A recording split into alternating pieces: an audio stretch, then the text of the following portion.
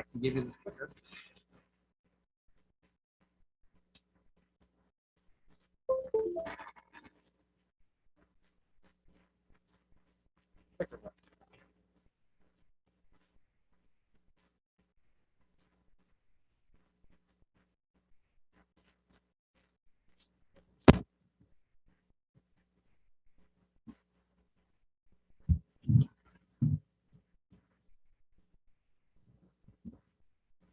All right, so thanks for letting me talk to you. My name is Lisa Cagle, and I am here today on behalf of the Environmental Racism and Justice Training. My colleague Sunny.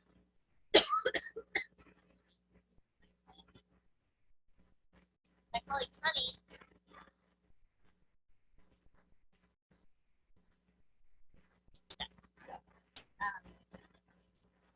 We're talking about racism and environmental justice in St. Louis, Missouri. And it's really important to understand the place that and our group of folks really care about this region, and so we're a local majority woman-owned business with expertise ranging from government relations and public policy to environmental sustainability engagement. So we have a whole group of people who are deeply involved in the community.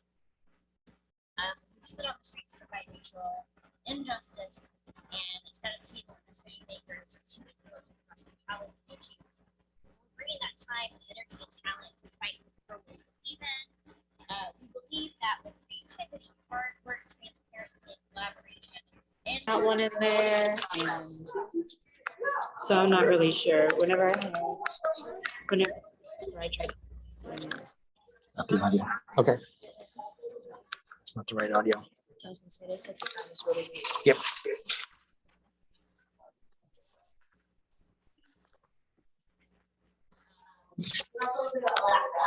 next slide. All right, so we're going to jump this again. Ah!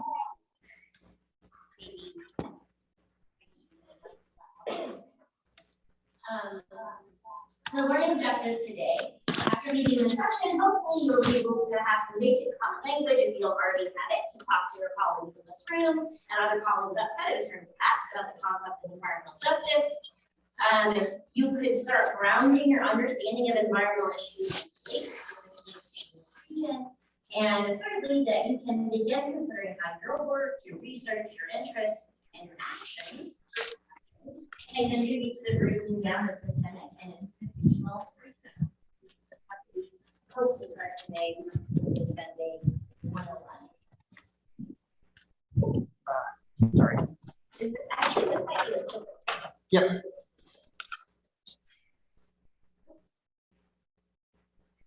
So we're going to do something with my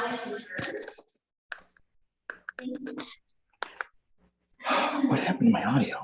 So, a couple of basic terms that we want to define because having a great language we're using is important. So the first term that we want to define is environmental justice. There are many different definitions out there that you can find, but today we are using the EPA definition, as it's pretty common.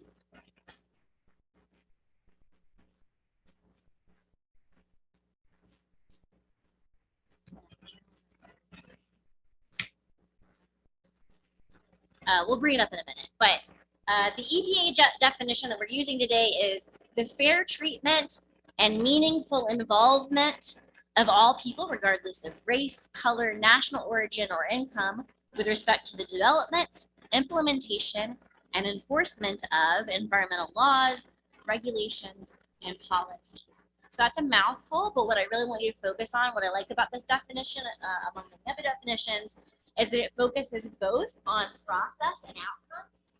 So it's right? So the process is important, but also those outcomes are important.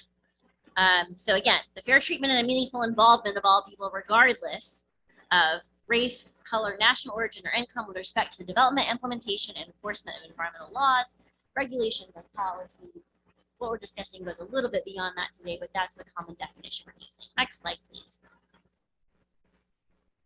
So another term that we want to talk about today is the term environmental racism. So you may have heard the term intersectional environmentalism, or people refer to intersectionality when we're talking about justice or racism. So environmental justice is fundamentally intersectional. What that means is poor people are affected by environmental degradation and systemic injustice in both urban and rural settings, and people of color are disproportionately affected on top of that. So you have different levels of injustice and discrimination, and when you have a population that has multiple of those identities that are impacted, they're not just sort of additive, they're oftentimes compounding, right? So it's not just sort of like, oh, I'm poor and I'm Black, but it's just sort of the same as being poor. Like sometimes they're compounded. So the intersectionality is really important, intersectional lens. Environmental racism is when environmental injustice can be sort of drawn out or traced largely upon lines of race and historically racially charged actions, and the impacts disproportionately impact people of color even beyond socioeconomic status. Just like other forms of racism, and I hope that we're all on the same page about this, environmental racism can be intentional, but it could also be unintentional. So understanding environmental racism requires understanding systems and systemic racism and focusing on impacts and outcomes, not just intentions. Right? So oftentimes when we talk about racism, people are like, well, I didn't mean to be racist, or we're not talking about the interpersonal kind of racism, we're talking about the kind of policies and decisions and systems that have a disproportionately bad impact on people based upon race. And so that's why we have to think about it in terms of systems. So when I talk today about racism, I'm not talking about just interpersonal prejudice. I am talking about systemic and institutional racism, which is discrimination and injustice based upon a person's or a group of people's color, race, racial culture, any of those sorts of things. All right, next slide, please. So many of you in the room may have done work already on diversity, equity, and inclusion within your organization. And that's a really important for institutions and organizations to build trust and representation internally and externally, and to create more holistic and equitable programs, processes, and outcomes. And working for environmental justice, it goes a little bit beyond that. It requires us to specifically recognize and use our power, privilege, and credibility within our networks and audiences to find tools to recognize how we have contributed to and actively work to undo environmental justice in our communities in order to create a just environment. And thinking about this from a systemic perspective, oftentimes we can think about whatever systems we're involved in, oftentimes have participated in this process, knowingly or unknowingly. So even if you as an individual have not, or you think that you have not, the systems that you're involved in have this sort of built into the structure. We'll talk a little bit more about that next slide. Next slide, please. So this slide says a long history of racism in the St. Louis region, and I am talking about historical decisions, but I want you to really see that to this day, St. Louis continues to be one of the most segregated metropolitan areas in the US, top 10. So things like green spaces, health and longer life expectancy, employment opportunities, political power are all pooled in majority white neighborhoods. And even though many majority Black neighborhoods are rich in culture and experience and history, they often also face significantly higher concentrations of substandard housing, vacant properties, illegal dumping, lead pollution, and other conditions that negatively impact health.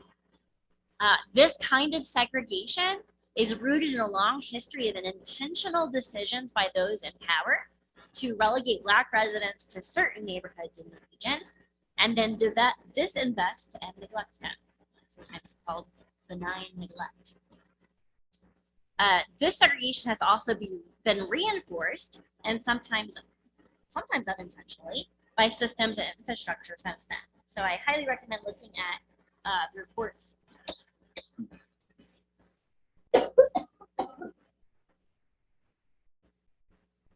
for the sake of all, which focuses on health disparities, And the follow-up report to that, segregation in St. Louis, dismantling the divide, really focuses on the history of segregation and policy in the St. Louis region.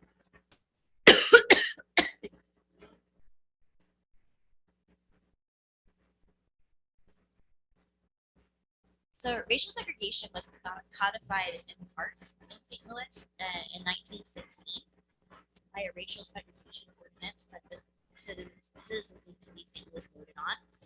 And even though the U.S. Supreme Court overturned the ordinance the following year, sneakier forms of segregation, sometimes we call these innovations on racial segregation, such as racial covenants, where homeowners sign legal contracts promising to never sell their house to a black family, prevented neighborhood innovation, and banning affordable housing through zoning codes that did not allow apartment buildings or multifamily residence or multi-unit residences became commonplace. Black residents were steered by real estate agents away from white neighborhoods when seeking housing, and planners intentionally cited highways to further isolate black neighborhoods. And I say intentionally because we actually have record of that in documents where people were saying, hey, we're going to put this here because this is a black neighborhood and we can dismantle this neighborhood. So St. Louis evicted 500 families, almost all of them African American, from the Pershing Waterman development area, if you're familiar with that area. To build Interstate 55, the African American community of Pleasant View was destroyed, and the residents were given vouchers for through IDO project. About 20,000 African American families lost homes when Mill Creek Valley was declared a slum and destroyed. Interstate 44 toppled more African American families from the hill in the city of St. Louis. The black community of Robertson was taken for airport expansion, as was a chunk of Kinloch. Parts of Meacham Park, North Webster, and Elmwood Park near Olivet were taken for redevelopment. So these were intentional land use and development decisions that disproportionately and intentionally oftentimes targeted African American communities. So this map, these two maps, I don't know if you can see it very well.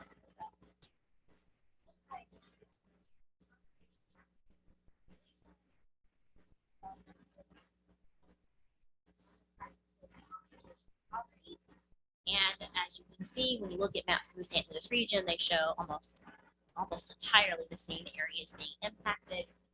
But segregation is not a problem just because of segregation, right? It's not just because of division, but because of also the way that policies compound bad effects. So concentrated poverty and the concentration of black population in St. Louis.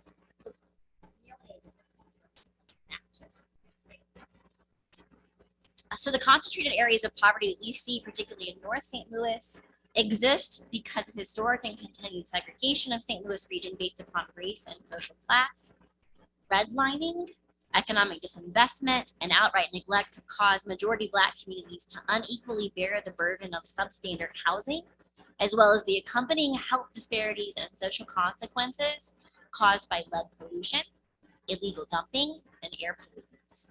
This disinvestment often contributes to the lack of amenities or access to amenities that we see in these neighborhoods, like lack of access to grocery stores or healthy food, healthcare facilities, safe green spaces.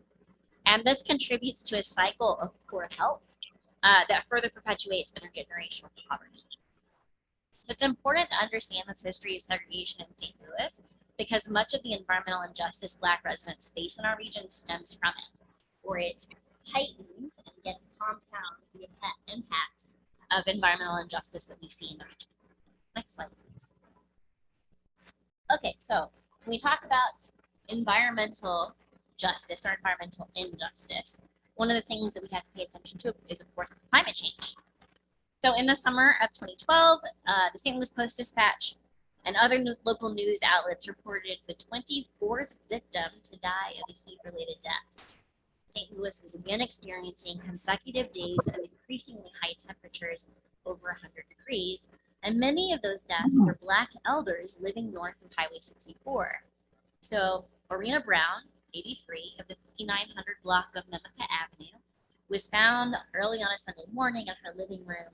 Her home had a window AC unit, but the Post-Dispatch reported that it was not cooling well.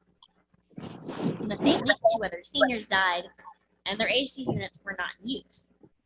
So oftentimes heat-related deaths of folks, it's because they don't have AC units or they're not working, but sometimes it's because they're not using them because they cannot afford the electrical bill related to their use. So climate change is not just a future scenario. Climate change is here. We are already experiencing the effects of a destabilized climate and a warming world. Here in St. Louis, these effects already take the form of increasingly warmer winters, more frequent heavy rainfall events, and more frequent flooding, and more extreme heat events. And these are only intensifying. So the latest IPCC report projects in the next 2 decades that St. Louis region can expect at least 10 days and up to 30 days a year of over 95 degrees. And even with bold climate action, we can expect 45 days a year in which the heat index is over 100 degrees. So we see the impacts of climate change disproportionately impacting people who are already vulnerable. In our region, that includes African Americans and folks who are living in concentrated poverty. Next slide, please. So ultimately, climate change exacerbates pre-existing inequitable social conditions, right? So if there's already inequity, there's already problems with the distribution of resources, climate change just exacerbates that. So extreme heat events more significantly impact those who are already our most vulnerable residents, people experiencing homelessness or housing insecurity, people without reliable access to air conditioning or the electricity that keeps it running, people with disabilities or chronic disease, and the elderly and children. Many of St. Louis's Black residents face an intersection of these vulnerabilities. Remember, I was talking about intersectionality. So intersection of these vulnerabilities.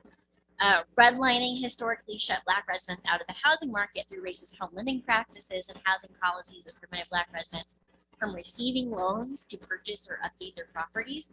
This is not just historic, it continues today. If you look at the map of mortgages in the city of St. Louis, north of Delmar, there are very few mortgages. This has to do with housing prices and what banks are willing to loan. You buy a house, but you can't borrow enough money to also maintain it and keep it livable.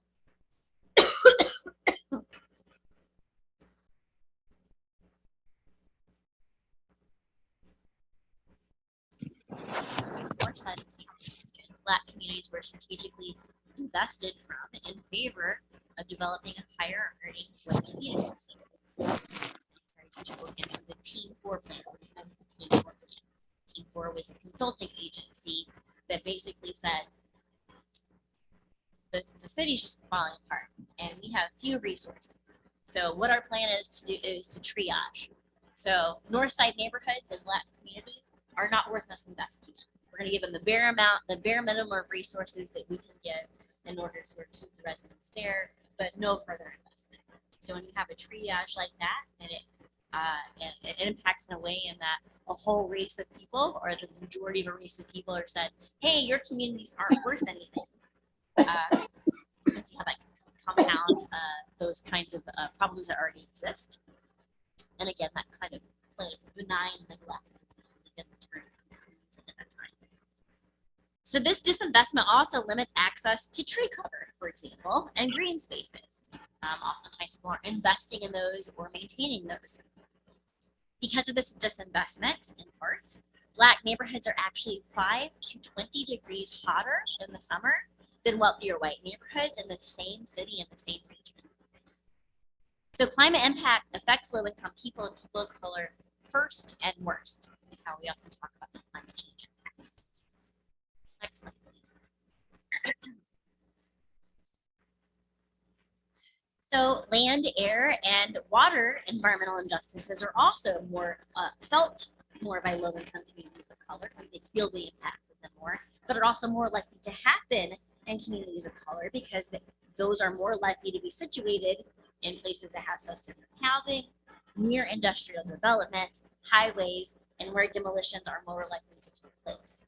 So let's look at asthma rates.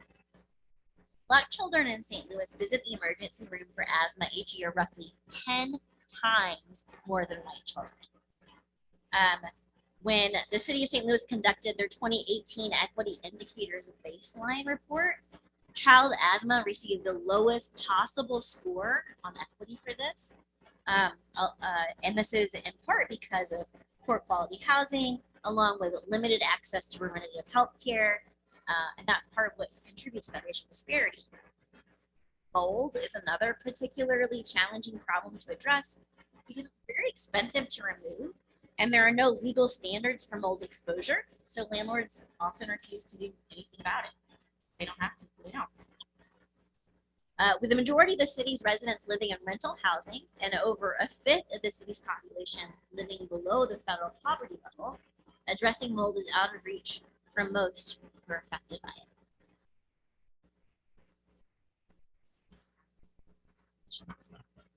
Next slide, please.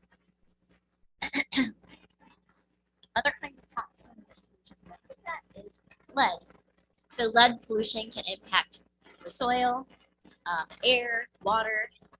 Most of the city's air pollution sources are located in neighborhoods of color, and more building demolitions, which create harmful dust that may contain asbestos and lead, occur in majority Black neighborhoods. Again, that benign neglect. You have to demolish buildings that are not maintained after a while. And so the idea is like, we're not intentionally doing this, but we're neglecting it, and therefore these kinds of things have to happen. Because of this, Black children in the city of St. Louis are 2.4 times more likely than white children to test positive for lead in their blood and account for more than 70% of children suffering from lead poisoning in the city. Most of our lead poisoning comes from lead paint and demolitions. The city of St. Louis as a whole suffers disproportionately from childhood lead poisoning because 90% of our houses were built before 1980. Children in the city are twice as likely to have lead poisoning than children statewide, regardless of race. But housing age alone does not explain lead poisoning rates in St. Louis. Factors such as inadequate building maintenance and other underlying unsafe housing conditions likely contribute to lead exposure disparities in St. Louis. So again, redlining, we'll keep on talking about that, and other racial discrimination keep Black families often trapped in substandard housing, where lead exposure is more likely and harder to prevent. And it doesn't end there. Childhood lead poisoning can affect physical and mental development, which can put exposed children at a permanent disadvantage over the course of their lives. It can cause permanent damage to the brain and nervous system, making it more difficult to learn and pay attention, and slowing a child's growth and development.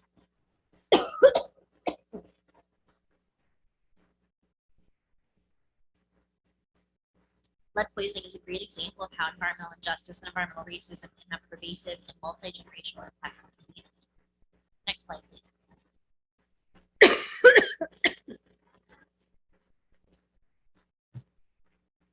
Ozone pollution is also a significant issue in the city. Ozone pollution being sort of low-level smog.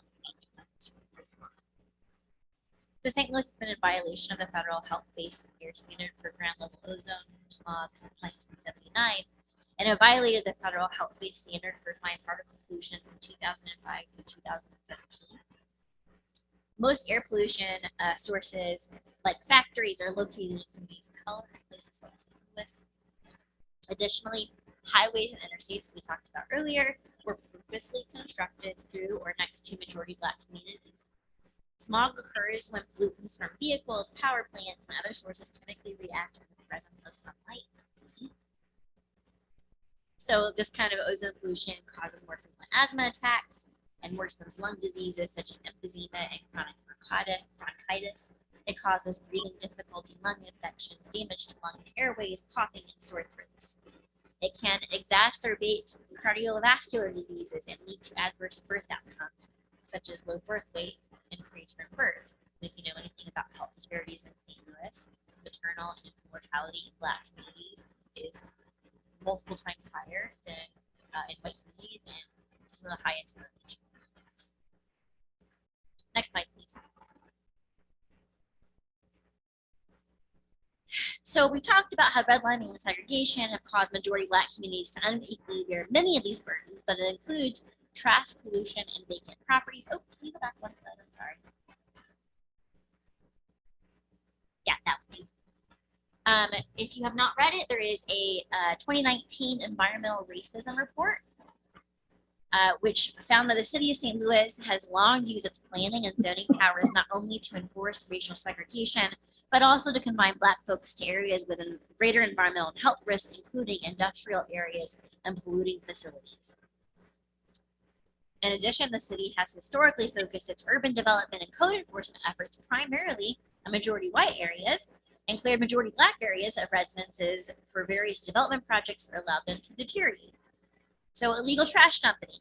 In 2017, 22,000 tons of trash were illegally dumped on city streets and alleys, compared to 9,000 tons of trash dropped off by individuals at the city's 2 transfer stations. 22,000 dumped illegally, compared to 9,000 dumped legally.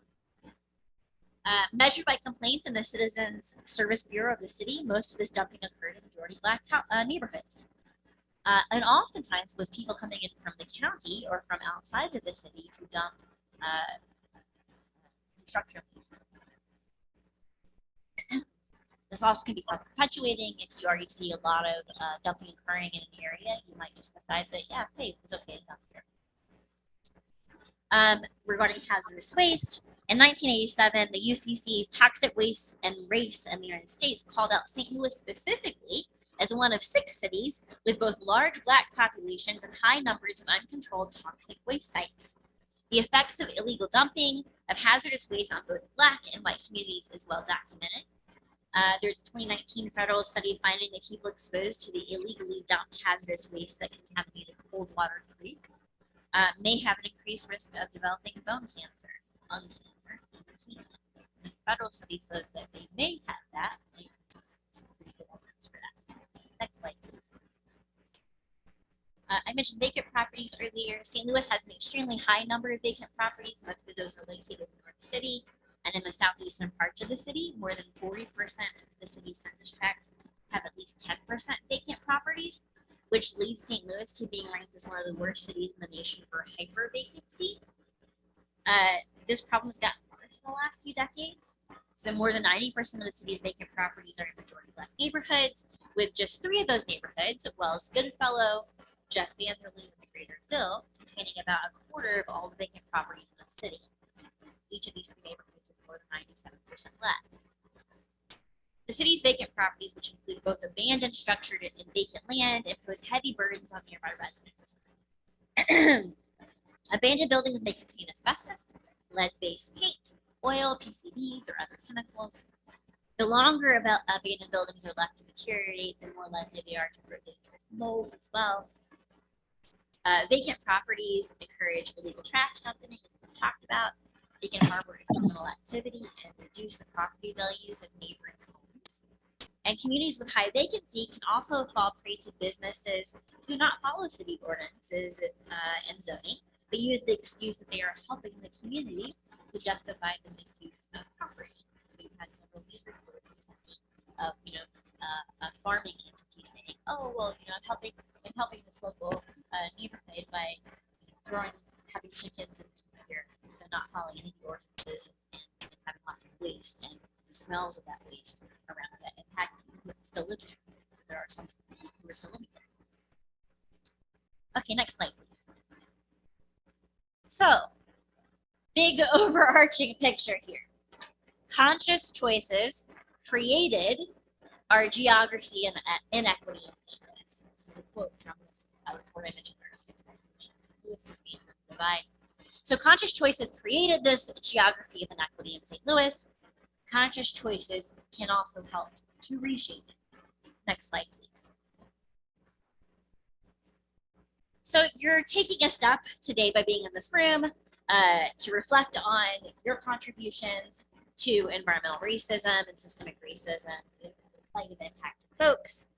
Other key components of environmental justice work, EJ work as we like to say, includes centering the voices of impacted folks by seeing the value in their perspectives and in them as humans. Folks come with a lot of knowledge of their own communities and lived experiences that are crucial to assessing a problem and finding solutions for it. When engaging in this kind of EJ work, the people who live in the community that we're talking about should be part of the solutions. They should be part of the decision-making process and have ownership of the projects and solutions. And when I say ownership, I mean eventually whoever is doing this work in the neighborhood will leave that neighborhood. And the folks who still live there need to have the infrastructure and necessary tools to maintain the solutions. And lastly, of course, it's not just the process, but the outcomes must be also equitable in access and benefits. The impacted community should ultimately receive whatever benefits come from the project. Next slide.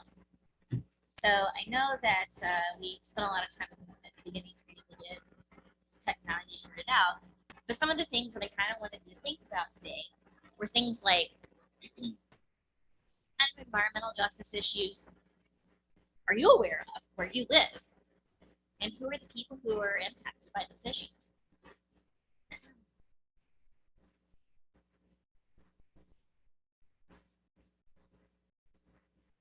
Can you think of any, were there any that you already knew about before you had this presentation today? What kinds of issues were you aware of? Yeah, go ahead.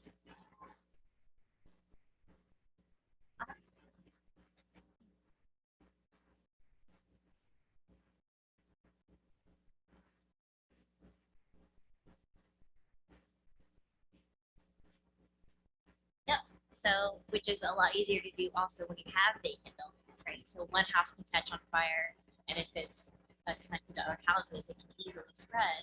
And if you have people living in those buildings, it's a little bit easier to make sure they can control it. And the fire department shows up. So there's like an inequitable inequity of services, right? So making sure that there are services, inequity and maintenance, those kinds of things that you might not think of as environmental justice issues or environmental issues per se have a huge impact on people's lived environment.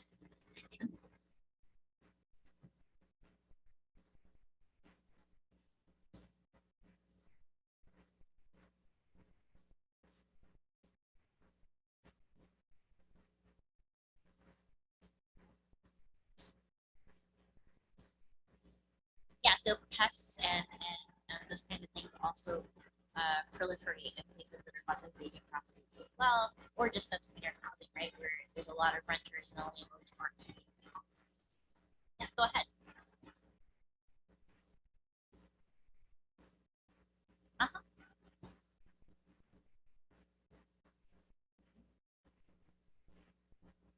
Yeah, so having the kinds of pollution that impacts like soil quality, right? So a lot of plastic pollution, a lot of oil-based substances pollutions. They're connected to sort of like something that starts with an individual action that are exacerbated obviously by big producers or by corporations or institutions that have a lot of waste and don't sort of control that waste. That's a policy issue as well, right? All these externalities.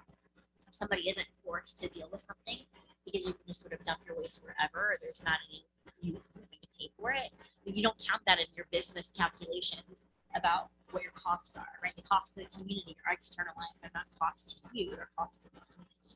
So if you're dumping your waste in ways that are, not healthy for the environment, that's no problem to you.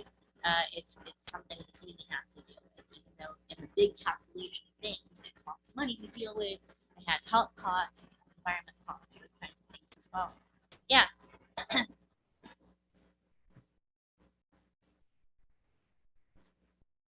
Yeah.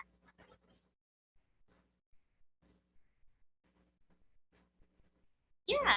No, I think quality of life, right? So one of the things we think about when we think about the environment is the quality of life. So air quality is one of those things, right? So that's impacted by, like we said, even things that might be useful to communities that have in concentrated property, right? So like bus lines, buses, diesel buses produce a lot of like really smelly, really smelly emissions and things like that.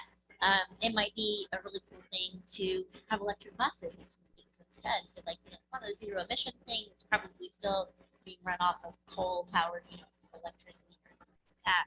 But it might have more equitable impacts as opposed to sort of the people who are using it having the most problems with it. Yeah.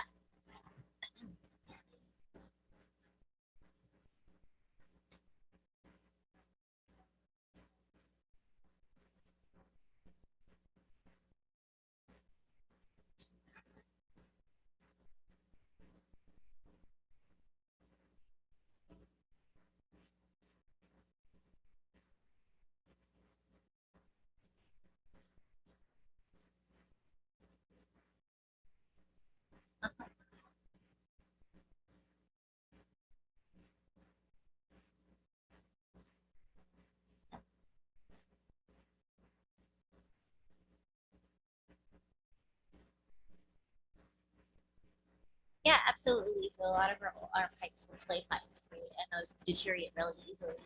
Um, this is one of those things that, like, we were focusing on St. Louis, but a lot of environmental degradation disproportionately impacts people who are poor or vulnerable in other ways, because people who are richer can always go and solve the problem, right? Like, if you have a pipe deteriorates and it starts flooding your basement and you have money, you can pay somebody to fix it.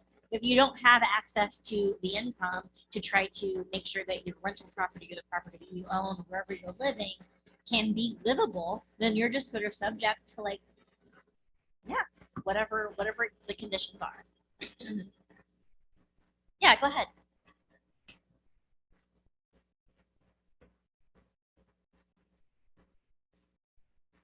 Uh-huh.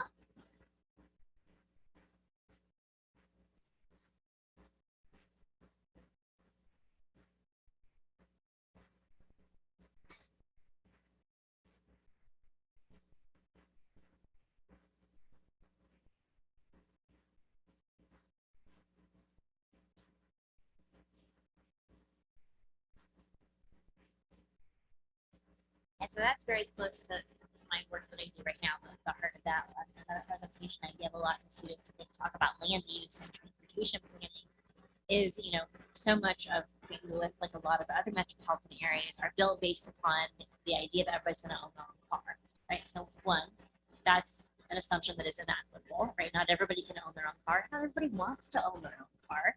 And so when you build roads and streets and everything just for car users, you're leaving out everybody else, anybody who wants to bike to work, to walk to work, people who have to get to public transportation, public transportation users who have to wait on the side of the road, people who use wheelchairs, moms who use strollers. That's something I've discovered a lot in the last year since having a baby, is that, like, the sidewalks I thought were great in my neighborhood, which is pretty well maintained, are horrible when you're trying to roll something along, right? So there's sort of this idea about who we're building the environment for. And then there's also sort of that disproportionate impact based upon the kind of voice that you might have, right? So how empowered you are to be able to speak up about what you want your community to look like, the power of self-determination, whether you have access to the resources or you feel empowered to go through the right channels to be able to say, hey, we don't want that here, or we want we want our streets to be designed differently, or can we have some extra trees, or those kinds of things are really important as well. Thank you. So we're over time already, but one of the things that I would like to just kind of leave you with is a really good question to ask when talking about justice in general, not just environmental justice, is who benefits from things staying the way they are? So it might be the benefit of not having to do extra work, or it might be actual financial benefit. It might be other kinds of benefits, but who benefits from maintaining the status quo? Always a good question to ask when you're thinking about justice or injustices.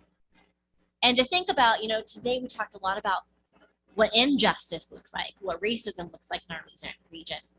But just critiquing the way that it is doesn't necessarily that's not enough in and of itself. We have to think about what it would look like to have a just region, right? What does environmental justice, not injustice, but environmental justice look like? And what does that require? Because the work that we have to do is building that new world, creating that new world. Tearing down the old one and talking about how it's bad is not enough. We have to figure out how to make a different world. And so those are kind of the two things I want to leave you with, is think about who benefits from the way things are. Think about how to make it different so that it's not just attacking the way that it is, but we actually have a new world to live in that is more just and equitable for folks. So thank you. You can go to the next slide. Oh, that does not work, but